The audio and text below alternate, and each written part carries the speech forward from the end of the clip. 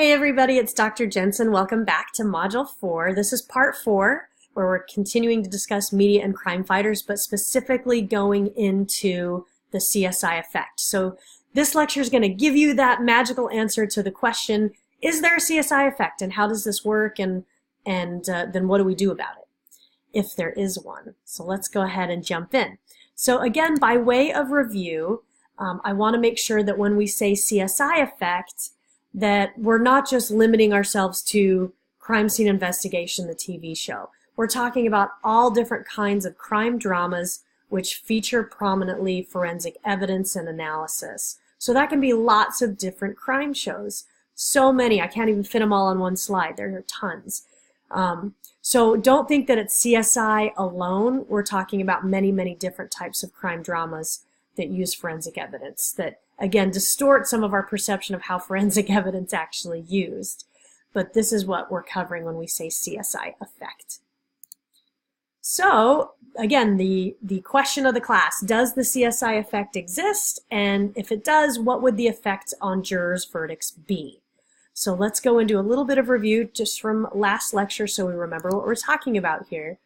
Legal actors typically believe that the strong prosecutor's effect on jurors' decisions actually does exist. So remember, the strong prosecutor's effect means that juries don't really feel like that they should render a guilty verdict unless they have all this great CSI evidence in front of them. That's generally how it works. And so it puts a little bit of pressure on the prosecutor to produce such evidence, and that it's infallible and perfect, and that it's absolutely necessary to get to that guilty verdict. So again, the belief is out there. Legal actors have the belief, the media pushes the belief that this effect is real, and some have altered their behavior in response to it. So prosecutors change their strategy at trial as far as how they're going to do things. We've also seen voir dire strategies change. Now remember, voir dire is French for to say the truth, meaning you're going to be a juror. It's jury selection. So we're going to strike out or keep different jurors based on their beliefs about forensic evidence, which we think was impacted by CSI and media. It'll also impact the training that attorneys go through in an attempt to counter this effect as they pass the bar and become practicing lawyers and are out there to deal with these kinds of challenges. We also see an effect on defense attorneys believing that the CSI effect is real, in that defense attorneys will change their arguments for the defense. They'll start to suggest that you have to have forensic evidence in order to convict my client, and if you don't have it, then you haven't reached that reasonable doubt burden of proof that you have been put under. So the arguments start to change on the defense side, again, based on this perception. We also see occasionally crime scene analysts subscribing to this belief, or it impacting their work, to say the least. They will get undue pressure from prosecutors and defense to produce evidence from the crime scene that they can put in front of a jury, whether it's good evidence or not. I mean, really, should we collect the dog vomit at the crime scene because we think it has something to do with the crime that happened there? Maybe it's just dog vomit from an hour earlier, and it really has nothing to do with the case. But it's vomit, and there's got to be DNA in there, and we got to go analyze it. So you start to change your evidence collection strategy based on this pressure that comes forward from these beliefs. Now, there is little support for the strong prosecutor's effect, because these are indirect measures and kind of anecdotes and perceptions that we see out there. So we need to use good science to actually measure this and track this down, and that's what we're going to show you next. Okay, so why are we doing this? Why does this matter, and how important is it? It's incredibly important. So if there really is a CSI effect on jurors' verdicts, then it's similar to the effect of general pretrial publicity on jurors' verdicts, which we're going to talk about in the next unit. So media exposure to topics not directly related to the case does affect attitudes with jurors about the general topic, which in turn affects jurors' decisions on the trial that have to do with these topics. So again, this is some of why jurors on high-profile, high-publicity cases sometimes are locked away with very little or no access to TV, movies, magazines, newspapers, and so forth, because they don't want them reading about things even generally related to it. So think of it playing out like this. Let's say you're a juror and you're on a rape case that's brought forward to trial. And you start to see rape news stories. And these stories could be pro-defense or they could be pro-prosecution, either way.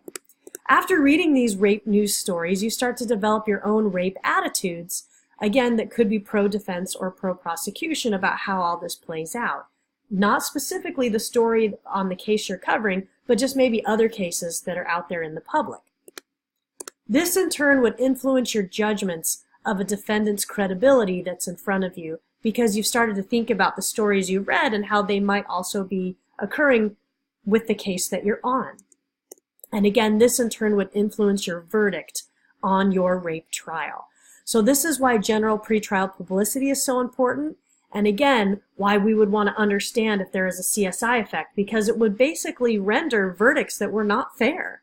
People getting off, people being wrongly convicted, and that would be a huge deal, a huge impact on people's lives. So this is an incredibly important question to answer.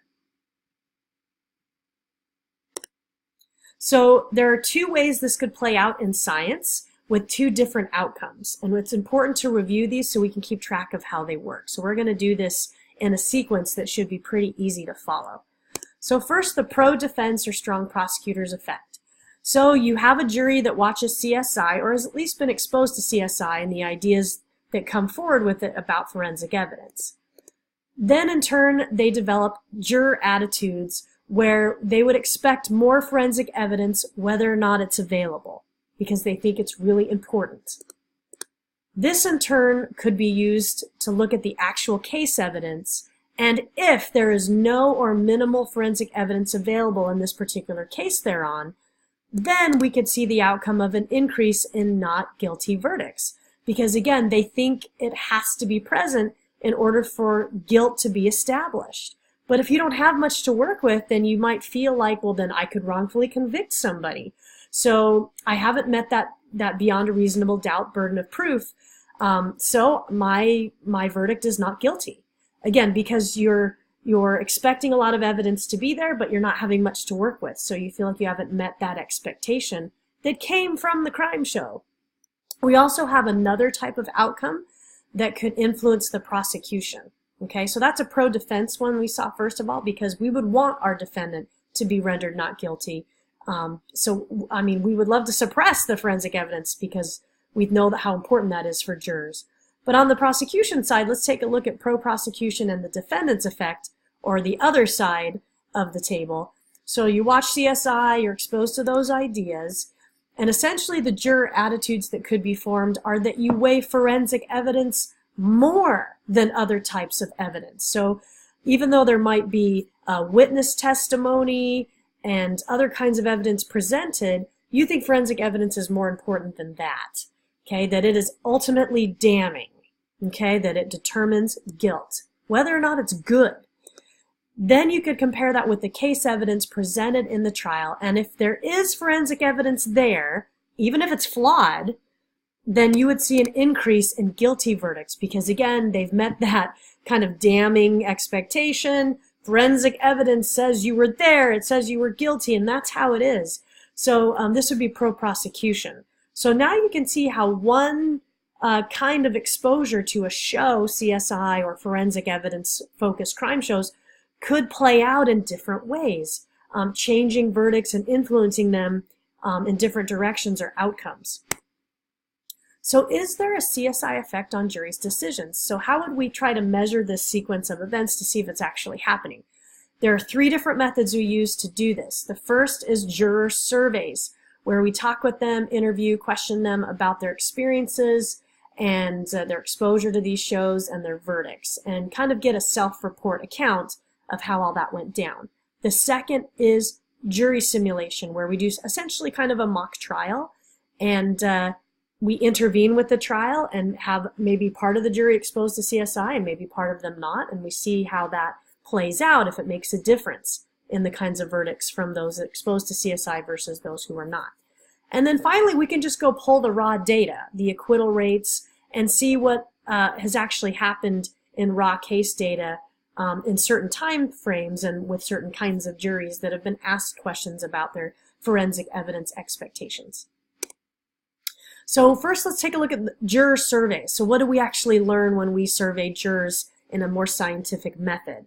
So when we do these surveys, we discover these things. First, that juries have high expectations for forensic evidence, and it's shared across the jury, regardless of whether they are CSI viewers or not. So this starts to demonstrate how pervasive CSI is in our culture, whether you're an avid fan of CSI or not. It's just out there and for consumption, and it's just part of a subscription of beliefs that we have about technology and science and demonstrating people's presence at a crime scene. So that's pretty interesting, and it can also be very difficult to tease out and measure when we're looking at intensity and exposure and frequency of exposure. Juror surveys also yield that when they view forensic science, they see it as generally accurate and infallible, meaning, you know, it can't be contaminated, it's damning, and it's going to determine someone's guilt, which can be problematic, as we illustrated before. The third finding that came out of juror surveys were that they view forensic science as somewhat necessary to determine guilt. So if you had a case that didn't really have any forensic science that came forward as evidence, then you would feel like, well, I don't have enough to actually convict them, or say they're not guilty, or say they're guilty, so I'm going to have to go with not guilty for now. So this starts to support some of the evidence we've seen and how this could play out with the CSI effect. So, do these expectations actually affect the verdict? We will show you very shortly. But let's go to the second method. I know, I'm mean, I'm a teaser. Okay.